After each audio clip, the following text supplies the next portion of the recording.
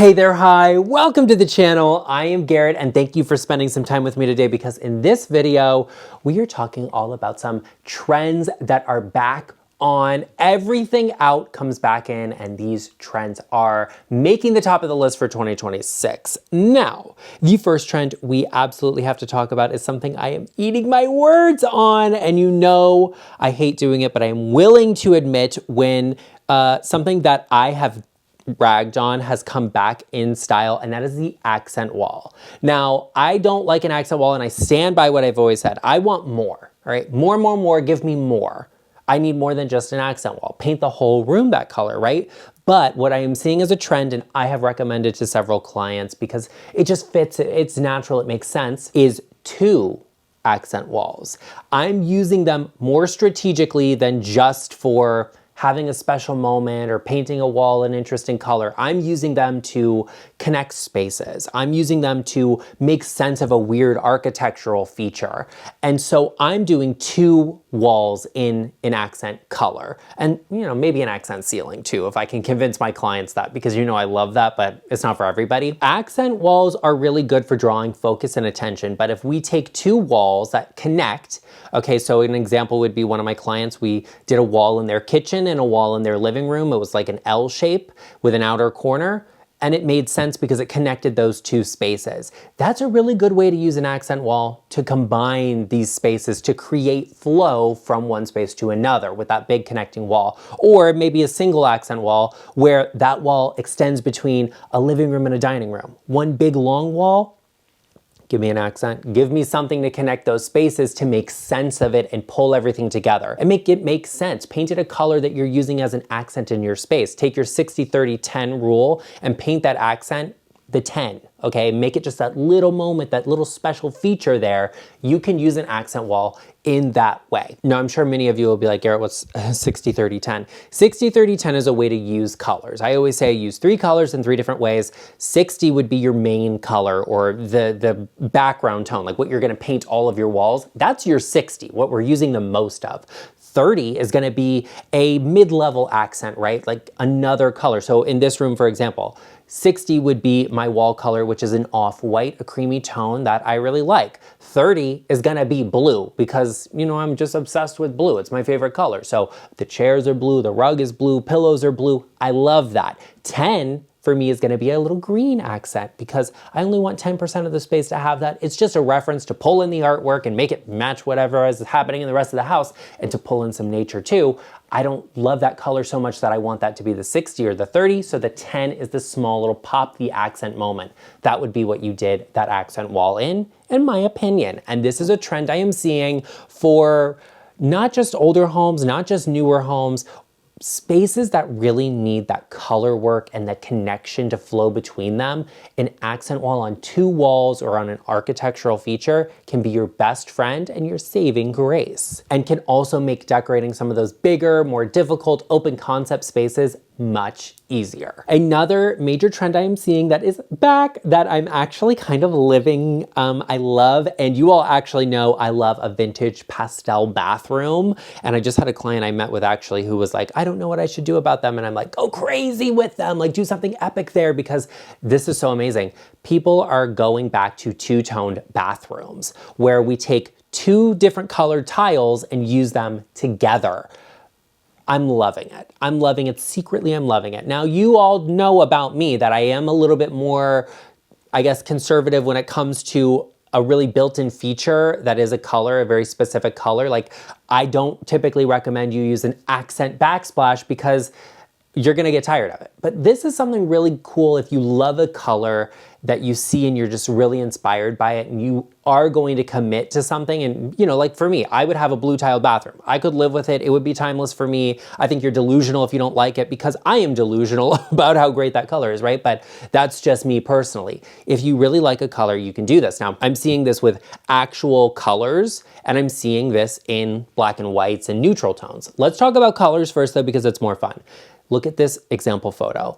2 of the same exact tiles, same manufacturer, same size. And the reason I know it's all the same is because they have the same depth to them. Not all tiles are made with the same depth. So that really makes this more difficult. But you can see the upper portion of the room is done in this creamy white tile. It's pretty, it's soft, it's neutral, it's nice. The lower half is in the blue. Now you can also go with a more neutral version of this where you use a black and a white. The same shape of tile, and you can do walls and floors, you could do, you know, like I said, a stripe and accented detail like that. That's all really fun and very, very cool. I've also seen some bathrooms where it's 3 tones, so like all white countertops, and then we have like a black marble and then a gray and white marble that ties all together, and that's really pretty. I love a bathroom that's fun and that is interesting and that is really thoughtful, and I think that's what matters. It's not about what colors are you using or how much did you spend, did you use the best, you know, marble that you could find, is it all slabs? It's about the details and it's about some personality in it. It's about how well thought out that bathroom is. And that's something I recommend you speak to someone who maybe has some cool ideas for you about, someone like a designer, a designer like me. Yes, I'm at your service. You could always book a one-on-one virtual consultation with me where you show me around your home, any space, and ask me all of your design questions, big or small. I've got the answers for you. So you can book a call with me using the link in the description box down below or by going to intro.co/GarrettLeChic. And I will see you over there. Another trend I did not think I would like, that I did not, I've actually told you I don't like repeatedly, is flat panel doors in kitchens, on cabinetry. It's not always my favorite thing because sometimes you're just missing the detail. It's just not enough. It's just too simple for me. I need detail. I need more, right? Like, where is the detail? Well, what I'm seeing when it comes to flat panel doors is making me kind of excited and I'm liking it. So done is a shiny surface in a kitchen. We're not doing that anymore. That's over, it's finished with. They always look dirty. It's hard to keep clean. We're going for matte finishes. And when I see flat panel doors in a wood tone, in wood, oh, I'm obsessed. I just love it. It's, you know, I love a good natural piece of wood. I love to see the wood grain and the wood tone of it. Makes me so excited. And in a kitchen on a flat panel door, you get so much of that. You're not distracted by a lot of detail, so we let the material speak. And this is what I'm seeing. I recently saw someone who did inset flat panel doors. I was shook. I was shook because I love an inset door and I love the detail you'd get with the wood grains on an inset flat panel door. Obsessed. I was obsessed. Now, for a long time, we've been liking shaker style doors, which they're not out, they're not dated. Okay, we're just shifting. The trend is moving away from them a little bit. So if you have them, they're great. And if you're thinking about putting them in, I do think they're timeless. We moved to a slim rail. I'm obsessed with the slim rail. I love that. If you want a little bit of a detail, something a little timeless in that space without being really dramatic and having big moldings on doors and stuff like that, slim rail is great. And I like the combination of a slim rail and a flat panel. I cannot believe I'm telling you this, but I love it so much. If you're doing a two-toned kitchen and you want wood tone cabinetry, do them in a flat panel door. And then the painted cabinetry, do it in a slim rail. I love it. I love it. I love it. I love those details. And it's like such a minimal styled kitchen. That's not typically my style, but when something is really great, you just cannot unsee it. You can't move past it. This is kind of gorgeous, but just make sure the details are right. If you're going to do this, do an extra thick edge on your countertop or even a decorative edge on it. Do something really cool on the backsplash or get a really good appliance package to up the ante a little bit so that we see that detail and it's not just all like flat cabinetry that's completely hidden and blending in. We want to see the detail. That's what matters when you're doing minimal style design. Really, really focus in on it and your home will be stunning. Another way to make sure your home is stunning is to get great design advice like you get here on this channel. So if you are not already, take a moment and hit the subscribe button, or better yet, scan this QR code with the camera on your phone. It will take you directly to my channel page where you can hit subscribe. So much easier, especially if you're watching me on your television. Hi, love that for you. And now more than ever, with the amount of content that's coming out that you are getting bombarded with, if you don't want to miss out on my incredible content, I would greatly appreciate if you turned on your bell notification so you get notified every time I post and you don't miss a video. I'd also greatly appreciate if everyone watching could give this video a like and give it a little bit of extra hype. Shouldn't they, Arden? Oh, yes, yes, yes. Oh, yes, yes, yes. Yes. Hi. Hi. Oh, you're so sweet. Oh, you're so cute. Mm. Do you want to say hi to everyone?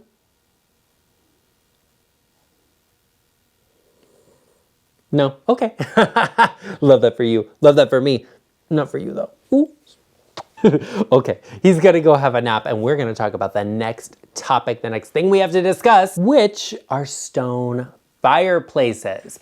This is something I'm seeing that's coming back on trend because people are liking to incorporate a little bit of a rustic element or like a natural element into their home, and they're doing it through stone. I'm seeing it in historic homes that already have the stone, right? Like people are buying them from the flippers that painted the stone and then they're stripping the stone, which we'll talk about that in a moment. But also I'm seeing this in new development, construction, and renovations. Now I love natural stone. I think it's great, and I think there's a place for it everywhere, with the exception of like the gray and white marble stacked stone. Like leave that to the shelf that it's sitting on at the hardware store. You don't need that.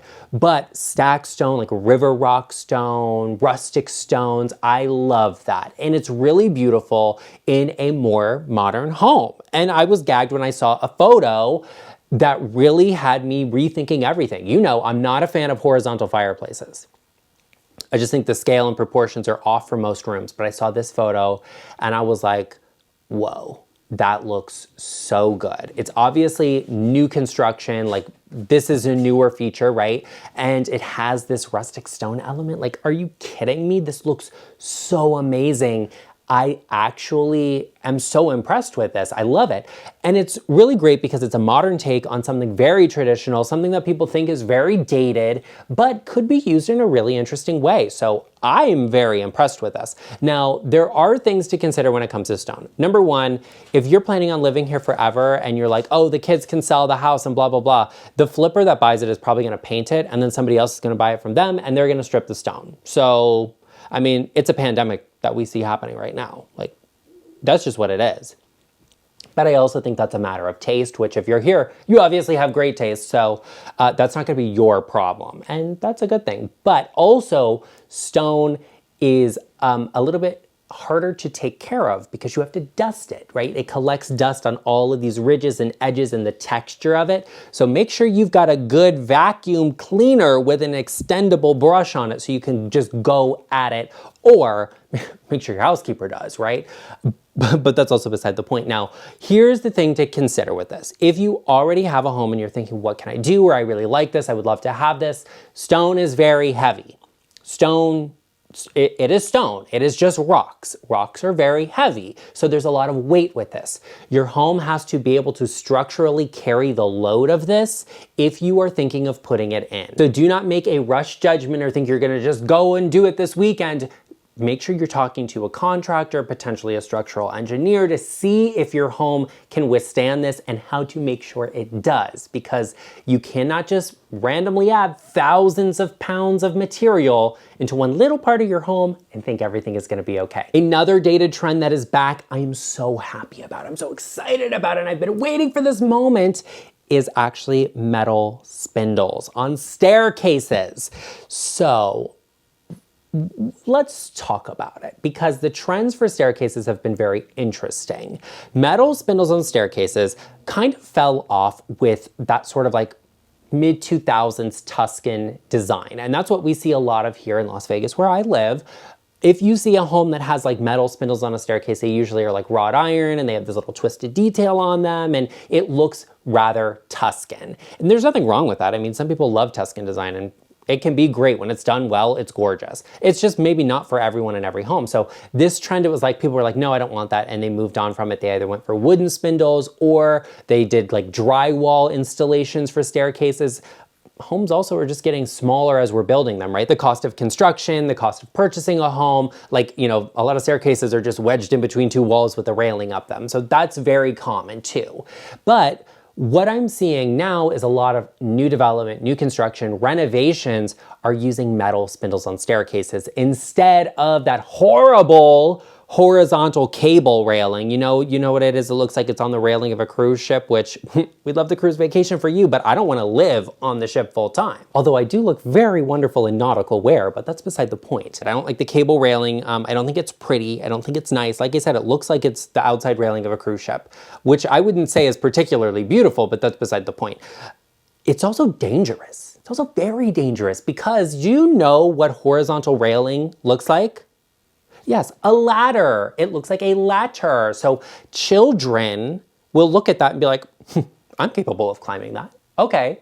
And they will. And then I don't know where they're going once they get to the top of it, probably down, and that's not safe. And go for vertical spindles, but you can do a modernized take on this with metal spindles. You can also put them closer, so those children are less likely to get their head stuck between the two spindles if they are a little bit closer. And there's also some codes that regulate how far apart they can be, so the closer they are, the better. And because they're metal, they're a little bit more slender, and so they don't look as busy when you're filling in all of that space. And that's a really good thing. Now, I do personally like a wooden spindle. If I was custom building my dream home, it would have wooden spindles on a staircase because that's my style personally. But if you like modern design, if you like a Art Deco or a Hollywood Regency reference, if you want something that's really minimal and just is not really detail heavy, metal spindles are for you. And I love them. I love the trend of the metal staircase spindles because, like I said, there's that Art Deco reference there. This is something that's a really good, noble material and high quality,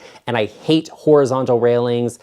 That's just a nightmare waiting to happen. I hate glass railings because, you know, like, I have a bulldog. He's gonna rub his face all over them unknowingly, okay? And then it's gonna be a mess that I'm gonna have to clean. Pass, no thank you. If you think it's hard keeping your windows clean, let's see you get on the ladder and clean up all of the railings on the staircase. Okay, that sounds like fun. Pass, no, don't like that. Stick with things that are modernized takes on classics to make sure your home is always timeless, effortless, and gorgeous. Well, there you have it, everyone. Thanks for spending some time with me today. I had so much fun talking about all of the trends and what's in and what's out, and Arden did too, didn't you? He's our student of the day, learning from Professor LeChic. Oh, you're so handsome. You're so cute. Okay, anyway, thanks for spending some time with me today. Be sure you check out this video right up here, all about 6 forgotten styles that you need to know about because this is important and you don't want to miss it. And we will see you over there.